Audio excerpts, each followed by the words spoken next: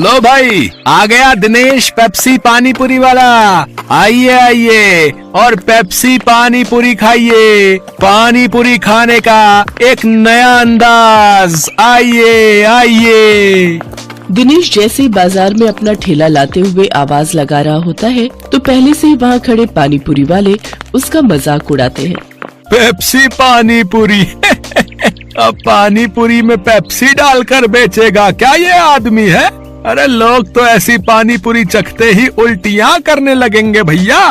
सही कह रहा है भोला तू। देखना तू 10 दिन भी नहीं टिकेगा यहाँ पे। सभी पानी पूरी वाले उसका मजाक उड़ा रहे थे, लेकिन ग्राहक उसकी तरफ हैरानी से देख रहे थे। अरे देख तो नेहा, कोई नया पानी पूरी वाला आया है। चल तो सही, इसकी पेप्सी वाली पानी पूरी चख कर आए, आखिर ये होती कैसी है। हाँ हाँ चल। अरे भैया जरा हमरे लिए एक एक प्लेट लगाना तो। वैसे कितने का एक प्लेट? जी सिर्फ 20 रुपए प्लेट। फिर जैसे ही काजल और नेहा उस पानी पूरी को अपने मुंह में रखती है, वो तो खुशी से पागल हो उठती है। अरे वाह वाह वाह वाह, इसका पेप्सी वाला पानी पूरी तो बड़ा ही कमाल का है रे। क्या स्वाद है, मजा ही आ गया। क्या लाजवाब मजेदार पानी पूरी है। अरे इसके आगे तो सबकी पानी पूरी फेल है। सुनो भाइयों बहनों, इस पेप्सी पानी पूरी वाले की पानी पूरी तो लाजवाब है। सब खाओ, दिल खोल कर खाओ, लेकिन भैया हमरे लिए पहले एक एक प्लेट और लगाओ।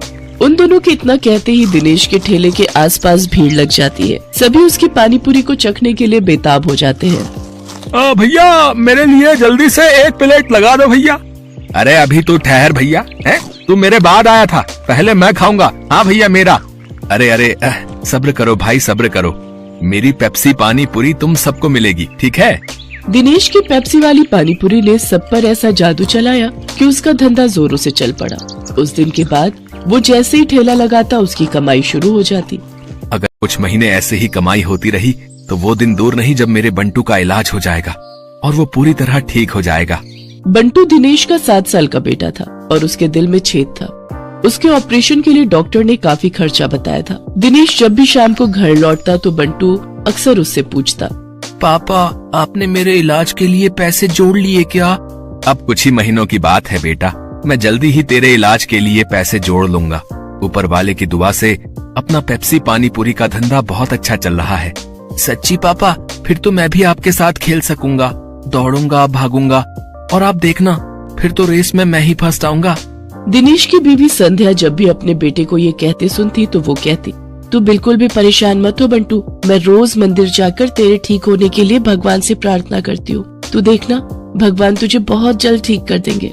एक दिन दिनेश के ठेले पर हीरू नाम का अधेड़ उम्र का आदमी उसकी पानी पूरी चखने आता है। वो नशे में होता है, तभी उसकी नजर दिनेश के गले पर जाती है। किसी ने ठीक ही कहा था इसके बारे में, इसका गल्ला तो लबालब नोटों से भरा हुआ है भाई। हीरू एक ठग, शराबी और जुआरी किस्म का आदमी था। उसका काम ही लोगों को ये सब बुरी लत लगाना था। दिनेश के भरे गले को देखने के बाद हीरू उससे कहता है, अरे सुना है कि तेरे बेटे को कोई बड़ी बीमारी है अभी, है? और उसके इलाज के लिए तुझे लाखों चाहिए? हाँ भाई सही सुना है, मुझे मेरे बेटे के इलाज के लिए कई सारे पैसों की जरूरत है। तो तुझे क्या लगता है इस ठेले से तू लाखों रुपए कम समय में कमा पाएगा? इसके लिए तो तुझे कई साल लग जाएंगे। हाँ लेकिन इसके अलावा मैं और कर भी क्या सकता हूँ भाई? देख इसमें मैं तेरी मदद कर सकता हूँ। अगर तुझे हफ्ते भर में ही 5 लाख रुपए कमाने हो तो मुझे आकर मिल लेना। ये रहा मेरा पता, ठीक है ना? अच्छा अब मैं चलता हूँ, ठीक है भाई? आखिर ऐसा कौन सा रास्ता है इसके पास जो ये मुझे एक हफ्ते में इतने पैसे कमा कर दे देगा? खैर मुझे क्या, मुझे तो बस अपने बेटे के इलाज के लिए पैसे से मतलब है। एक काम करता हूँ, एक बार जाकर इससे मिल ही लेता हूँ। यही सब सोचकर एक दिन दिनेश जाकर हीरू से मिलता है। हीरू उसे ऐसे सपने दिखाता है कि दिनेश ज्यादा पैसे कमाने के लालच में उनके साथ जुआ खेलने लग जाता है। कल मैंने 1000 रुपए लगाकर 2000 कमाए थे। ऐसा करता हूँ आज ठेले की सारी कमाई ही लगा देता हूँ, एक दिन में डबल कमाई हो जाएगी। धीरे धीरे दिनेश को जुए के साथ साथ शराब की लत भी लग जाती है। शराब की लत उसे ऐसी लगती है कि उसका अपने काम में मन ही नहीं लगता और वो ठेले पर खड़ा होकर भी शराब के नशे में डोलता रहता है। भैया एक प्लेट लगाना तो।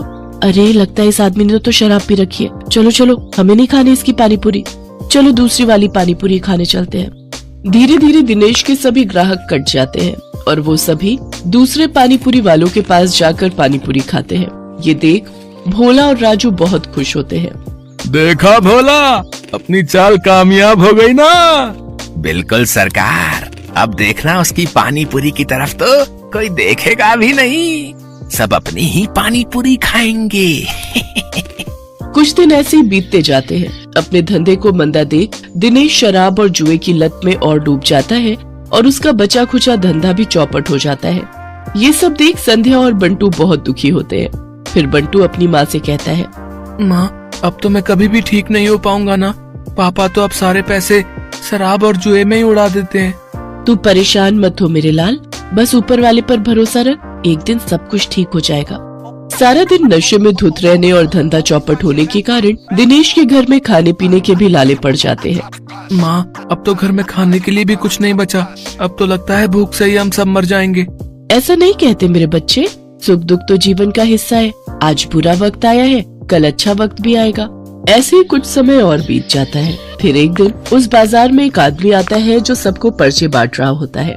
तभी वो दिनेश के ठेले पर आता है। अरे सुनो भाई, पेप्सी पानीपुरी वाले, हमारे सेठ मंगल राम चाट भंडार वाले की तरफ से एक प्रतियोगिता होने जा रही है, जिसमें सभी चाट वालों के बीच कंपटीशन होगा। जो भी इस प्रतियोगिता को जीतेगा उसे पूरे 5 लाख इनाम और साथ ही हमारे मशहूर मंगल राम चाट भंडार वाले बाजार में एक स्टॉल भी लगाने को मिलेगा। मंगल राम चाट भंडार बाजार, वहाँ तो बड़े बड़े लोग आते हैं चाट खाने के लिए। अरे तभी तो कह रहा हूँ, अगर जीत गए तो रोज की अच्छी खासी कमाई होगी और 5 लाख मिलेंगे वो अलग। मंगल राम चाट भंडार कोई ऐसी वैसी जगह नहीं थी, बल्कि शहर का फेमस चाट बाजार था, जहाँ शहर के बड़े बड़े लोग चाट खाने आते थे और कई टूरिस्ट भी वहाँ आते थे। उस बाजार में चाट लगाने वालों की अच्छी खासी कमाई होती थी। लेकिन ये सब बातें जानते हुए भी दिनेश उस प्रतियोगिता में कोई खास दिलचस्पी नहीं दिखाता। मंगल चाट भंडार है तो मुझे क्या, मैं जहाँ हूँ वहीं ठीक हूँ, मुझे इन सब से कोई फर्क नहीं पड़ता। उधर भोला और राजू उस कंपटीशन के बारे में सुनकर आपस में कहते हैं, सुन भोला, इस कंपटीशन को तू जीते या मैं, मुझे कोई फर्क नहीं पड़ता, बस कोई और नहीं जीतना चाहिए। हाँ भाई, बस एक उस दिनेश का ही डर था, लेकिन वो तो हमारी कृपा से फेल हो चुका है, तो अब हम दोनों के अलावा उस कंपटीशन को कोई जीत ही नहीं सकता। अगले दिन हीरो भोला और राजू से मिलने आता है। क्यों भाई, मान गए ना मुझे? आखिर मैंने शराब और जुए की लत लगाकर उस दिनेश के धंधे को चौपट कर ही दिया भैया है। तुम्हारे एक बार कहने से ही तुम्हारे दुश्मन को कैसे ढेर कर दिया मैंने। अगर वो ढेर नहीं होता तो हमारा धंधा आबाद कैसे होता भाई। उसकी पेप्सी पानीपुरी ने तो हम लोगों का धंधा ही चौपट कर दिया था भाई। तभी उनकी ये सारी बातें दिनेश सुन लेता है और अपने किए पर उसको बहुत पछतावा होता है। मैं भी कितना बेवकूफ था जो इन पाखंडियों के झांसे में फंस गया और बर्बाद हो गया, लेकिन अभी भी कुछ नहीं बिगड़ा है। मैं इन सबको मजा चखाऊंगा, मैं इस प्रतियोगिता में हिस्सा जरूर लूंगा। यही बात मन में ठाने दिनेश उस चाट प्रतियोगिता में हिस्सा लेता है और अपनी पेप्सी वाली पानीपुरी की रेसिपी से इस कॉन्टेस्ट को जीत लेता है, जिससे उसे 5 लाख का इनाम मिल जाता है। साथ ही मंगल चाट भंडार में स्टॉल लगाने के लिए जगह भी। इनाम से मिले पैसों से वो अपने बेटे का इलाज करवाता है। बंटू पूरी तरह से ठीक हो जाता है और वो भी दूसरे बच्चों की तरह खेल कूद करने लगता है। दिनेश की पेप्सी